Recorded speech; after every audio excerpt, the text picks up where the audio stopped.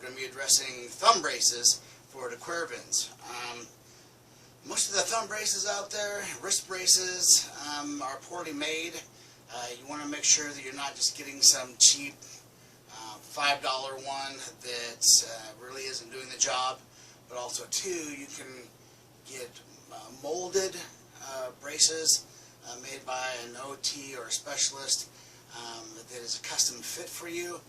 Those are great, but they also have their drawbacks too. So really, you just want to make sure that you're achieving the goal of immobilizing the thumb joint at the base MP joint where it articulates with the radioulnar joint.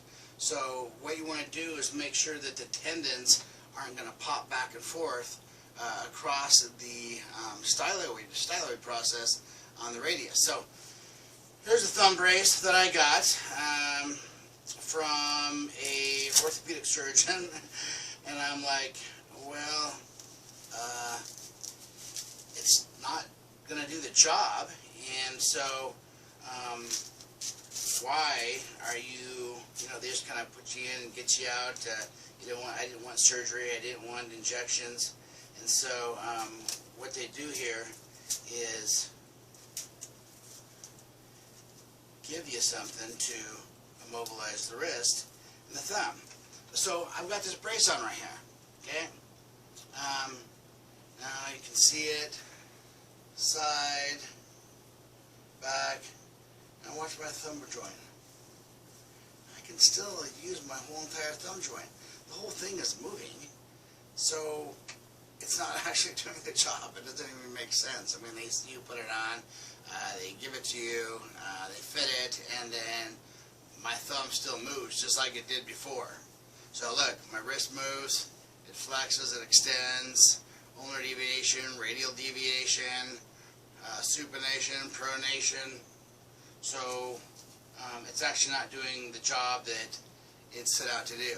So it's okay for you to have movement at the end of the thumb when you have DeQuervain's syndrome, but you do not want to move at the base joint where it articulates with the radius. And so you have to make sure that it's immobilized, because otherwise the tendons are just popping back and forth across the distal styloid process, and that makes no sense. It's just aggravating it. So I had the same movement in that brace that I do now. I can supinate, pronate, I can flex my thumb at the MP joint. So here's one that I had made that's a specific fit. You put like a little sock sleeve on, so it's not directly against the brace itself. They custom molded. This cost $300. $300. They charge the insurance company for this thing. They slap on, it's a piece of plastic really, that's just, you heat up to 180 degrees, mold it, form it. Takes probably 20 minutes. They slap on some Velcro, and positive and negative Velcro straps, and put it on. It anchors in 3 spots. And this is doing a better job because, look, I cannot flex and extend my wrist. I can't go into radial and ulnar deviation. The end of my thumb is bending, so my distal joint can bend, which is fine. And so that is going to help the tendons in the area not be irritated with the friction and inflammation from me flexing and extending my thumb and putting more stress on it. So, but problem is that when they fit it, just wearing it at night, which is what you want to do with braces for the most part, unless you have a severe case, then you can wear it during the day, no more than 2 weeks. But the problem is that it irritates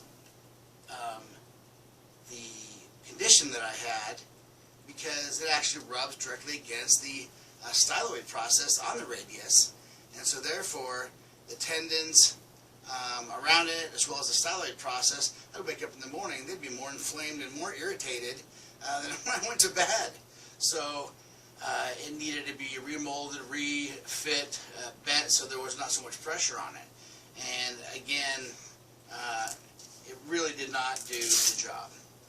But if you're going to get a brace and utilize it,